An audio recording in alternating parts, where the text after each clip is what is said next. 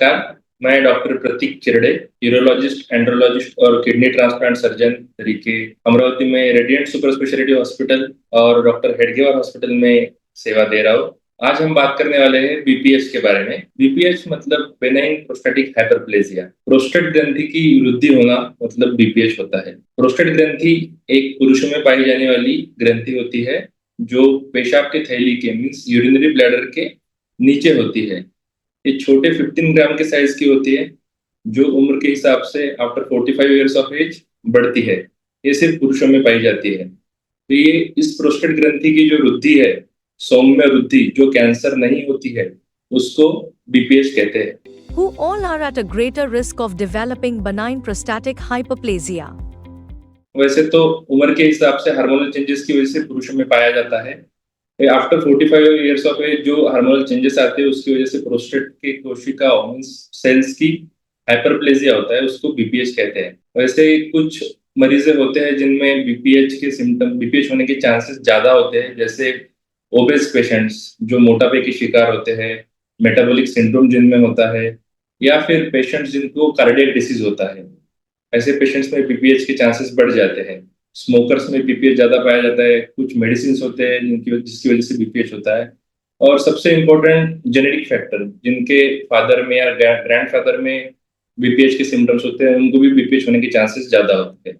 What are the various tests which can help diagnose benign prostatic hyperplasia? BPH के निदान के लिए सबसे पहले अगर आपको सिम्टम्स अगर बीपीएच के एसोसिएटेड है तो आपको नजदीकी यूरोलॉजिस्ट को मिलना जरूरी होता है। वो आपके सिम्टम्स का मूल्यमापन करते हैं और फिर आपको कुछ टेस्ट प्रिस्क्राइब करते हैं।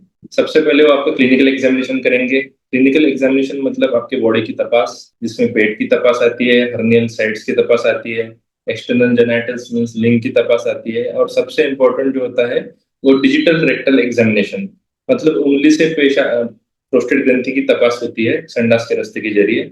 इसमें प्रोस्टेट ग्रंथि की साइज कितनी बड़ी हुई है, उसमें उसका टेक्सचर कैसा है, उसमें कोई ग्रोथ एबनॉर्मल है क्या, वो सब डिटरमाइन किया जाता है।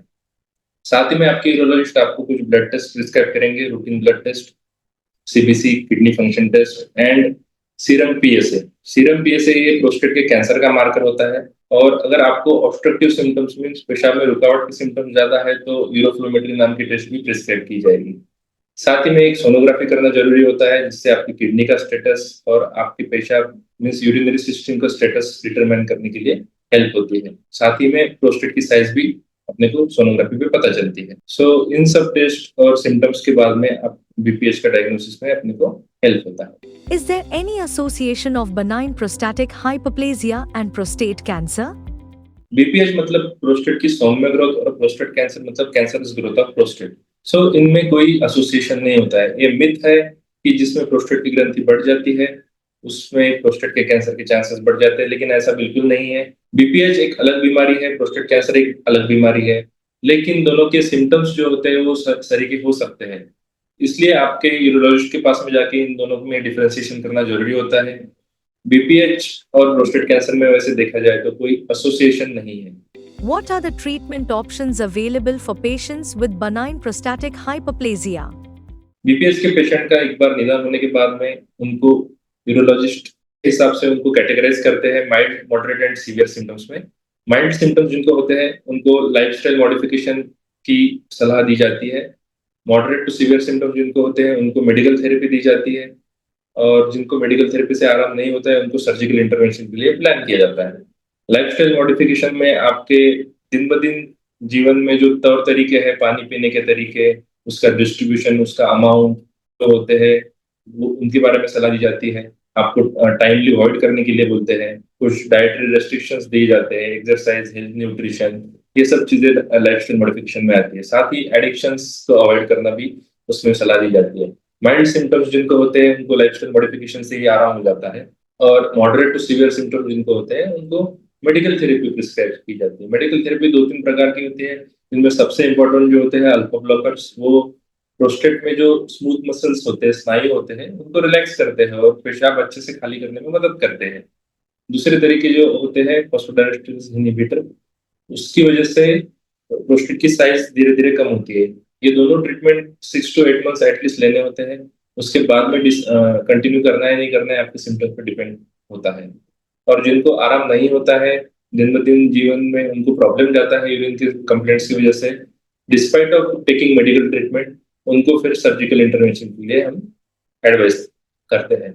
वैसे एब्सोल्यूट सर्जिकल इंटरवेंशन बीपीएच के पेशेंट में तभी होते हैं जब पेशेंट की पेशाब रुक गई है और उनको कैथेटर डालने की जरूरत पड़ रही है, या कैथेटर डालने के बाद में एक बार ट्रायल लेने के बाद में भी जब उनको खुद होकर यूरिन नहीं होती है, means catheter free trial successful नहीं होता है, तब उनको एक्चुअली सर्जिकल इंटरवेंशन बोलते हैं। या फिर किसी को पेशाब अंदर जमा रहने की वजह से बार बार इन्फेक्शन हो रहा है, किडनी पे असर हो रहा है, या स्टोन्स तैयार हो रहे हैं, तो ऐसे पेशेंट को हम सर्जिकल इंटरवेंशन बोलते हैं।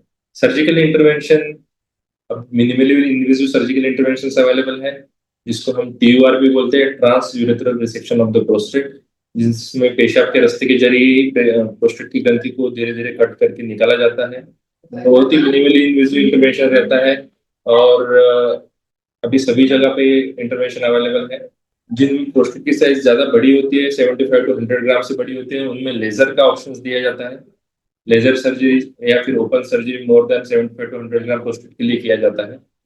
और जो पेशेंट्स ऑपरेशन के लिए फिट नहीं होते हैं, उनको यूरोलिफ्ट या फिर रिज्म, ये सब ऑप्शंस अवेलेबल होते हैं। सो ये सब ट्रीटमेंट ऑप्शंस प्रोस्टेट के पेशेंट के लिए अवेलेबल होता है। ऐसा नहीं है कि प्रोस्टेट बढ़ गई है मतलब उनको सर्जरी ही लगेगी। स्टेप वाइज अप्रोच होता है। और आपने इस सब डिस्कशन के बाद में टेक होम मैसेज यही है कि अगर आपको या फिर आपके किसी परिजन को ये सब सिम्टम्स है, तो आपने पेशेंट का चेकअप कर लेना चाहिए, और जो आगे चल के कॉम्प्लिकेशन हो सकते हैं उससे अपन बच सकते हैं।